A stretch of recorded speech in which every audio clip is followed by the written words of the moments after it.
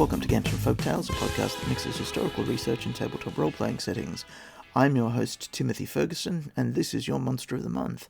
Way back in episode 184, we discussed a Scottish infernal regio where there were dancing skeletons. It's the House of Major Weir. I found those dancing skeletons again, this time under the control of a suicided German count. The following is a LibriVox recording. I've cut away virtually all of the story so that we only have the monsters. To get you up to speed, a couple of young atheists decide to go to a haunted castle and stay the night to see what happens. Thanks to the reader and production team from LibriVox, and now over to them. Section 2 of Black Spirits and White, A Book of Ghost Stories by Ralph Adams Cram. In Cropsburg Keep. Recording by Andrew Gauntz. Finally, they decided that there was no use in sitting up and boring themselves any longer. They had much better rest. So Otto threw himself down on the mattress, falling almost immediately asleep. Rupert sat a little longer, smoking, and watching the stars creep along behind the shattered glass and the bent leads of the lofty windows, watching the fire fall together, and the strange shadows move mysteriously on the mouldering walls. The iron hook in the oak beam that crossed the ceiling midway fascinated him, not with fear but morbidity. So it was from that hook that for 12 years, 12 long years of changing summer and winter, the body of Count Albert, murderer and suicide, hung in its strange casing of medieval steel, moving a little at first and turning gently while the fire died out on the hearth, while the ruins of the castle grew cold, and horrified peasants sought for the bodies of the score of gay, reckless, wicked guests whom Count Albert had gathered in Cropsburg for a last debauch, gathered to their terrible and untimely death. What a strange and fiendish idea it was, the young, handsome noble who had ruined himself and his family in the society of the splendid debauchees, gathering them all together, men and women who had known only love and pleasure, for a glorious and awful riot of luxury, and then, when they were all dancing in the great ballroom, locking the doors and burning the whole castle about them, the while he sat in the great keep listening to their screams of agonized fear, watching the fire sweep from wing to wing until the whole mighty mass was one enormous and awful pyre, and then, clothing himself in his great-great-grandfather's armor, hanging himself in the midst of the ruins of what had been a proud and noble castle. So ended a great family, a great house. But that was 40 years ago. He was growing drowsy. The light flickered and flared in the fireplace. One by one the candles went out. The shadows grew thick in the room. Why did that great iron hook stand out so plainly? Why did that dark shadow dance and quiver so mockingly behind it? Why? But he ceased to wonder at anything. He was asleep. It seemed to him that he woke almost immediately. The fire still burned, though low and fitfully, on the hearth. Otto was sleeping, breathing quietly and regularly. The shadows had gathered close around him, thick and murky. With every passing moment the light died in the fireplace. He felt stiff with cold. In the utter silence he heard the clock in the village strike 2. He shivered with a sudden and irresistible feeling of fear, and abruptly turned and looked towards the hook in the ceiling. Yes, it was there. He knew that it would be. It seemed quite natural. He would have been disappointed had he seen nothing. But now he knew that the story was true, knew that he was wrong, and that the dead do sometimes return to earth. For there, in the vast deepening shadow, hung the black mass of wrought steel, turning a little now and then with the light flickering on the tarnished and rusty metal. He watched it quietly.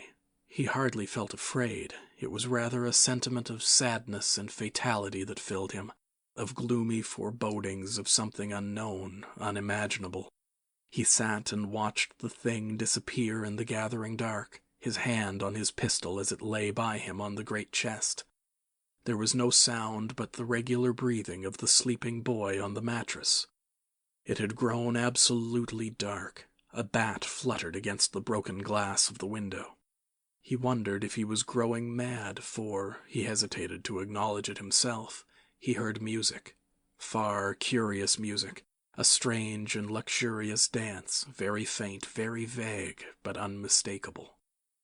Like a flash of lightning came a jagged line of fire down the blank wall opposite him, a line that remained, that grew wider, that let a pale, cold light into the room, showing him now all its details. The empty fireplace, where a thin smoke rose in a spiral from a bit of charred wood, the mass of the great bed, and in the very middle, black against the curious brightness, the armored man, or ghost, or devil, standing, not suspended, beneath the rusty hook. And with the rending of the wall the music grew more distinct, though sounding still very, very far away. Count Albert raised his mailed hand and beckoned to him, then turned and stood in the riven wall. Without a word Rupert rose and followed him, his pistol in his hand. Count Albert passed through the mighty wall and disappeared in the unearthly light. Rupert followed mechanically. He felt the crushing of the mortar beneath his feet, the roughness of the jagged wall where he rested his hand to steady himself. The keep rose absolutely isolated among the ruins, yet on passing through the wall Rupert found himself in a long, uneven corridor, the floor of which was warped and sagging, while the walls were covered on one side with big, faded portraits of an inferior quality, like those in the corridor that connects the Pitti and Uffizi in Florence. Before him moved the figure of Count Albert, a blank silhouette in the ever-increasing light. And always the music grew stronger and stranger, a mad, evil, seductive dance that bewitched even while it disguised. In a final blaze of vivid, intolerable light, in a burst of hellish music that might have come from Bedlam, Rupert stepped from the corridor into a vast and curious room where at first he saw nothing, distinguished nothing but a mad, seething whirl of sweeping figures, white in a white room, under white light, Count Albert standing before him, the only dark object to be seen. As his eyes grew accustomed to the fearful brightness, he knew that he was looking on a dance such as the damned might see in hell, but such as no living man had ever seen before. Around the long, narrow hall, under the fearful light that came from nowhere but was omnipresent, swept a rushing stream of unspeakable horrors, dancing insanely, laughing, gibbering hideously, the dead of 40 years. White, polished skeletons, bare of flesh and vesture, skeletons clothed in the dreadful rags of dried and rattling sinews, the tags of tattering grave clothes flaunting behind them. These were the dead of many years ago. Then the dead of more recent times, with yellow bones showing only here and there, the long and insecure hair of their hideous heads writhing in the beating air.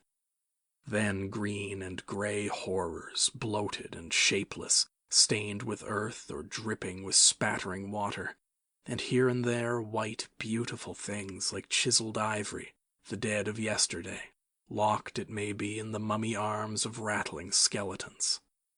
Round and round the cursed room, a swaying, swirling maelstrom of death, while the air grew thick with miasma, the floor foul with shreds of shrouds and yellow parchment, clattering bones and wisps of tangled hair. And in the very midst of this ring of death, a sight not for words nor thought, a sight to blast forever the mind of the man who looked upon it, a leaping, writhing dance of Count Albert's victims, the score of beautiful women and reckless men who danced to their awful death while the castle burned around them, charred and shapeless now, a living carnal house of nameless horror. Count Albert, who had stood silent and gloomy watching the dance of the damned, turned to Rupert and for the first time spoke. "We are ready for you now. Dance."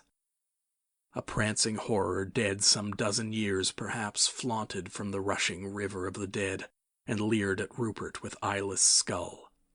"Dance!" Rupert stood frozen, motionless. "Dance!" His hard lips moved. Not if the devil came from hell to make me. Count Albert swept his vast two-handed sword into the fetid air while the tide of corruption paused in its swirling and swept down on Rupert with gibbering grins.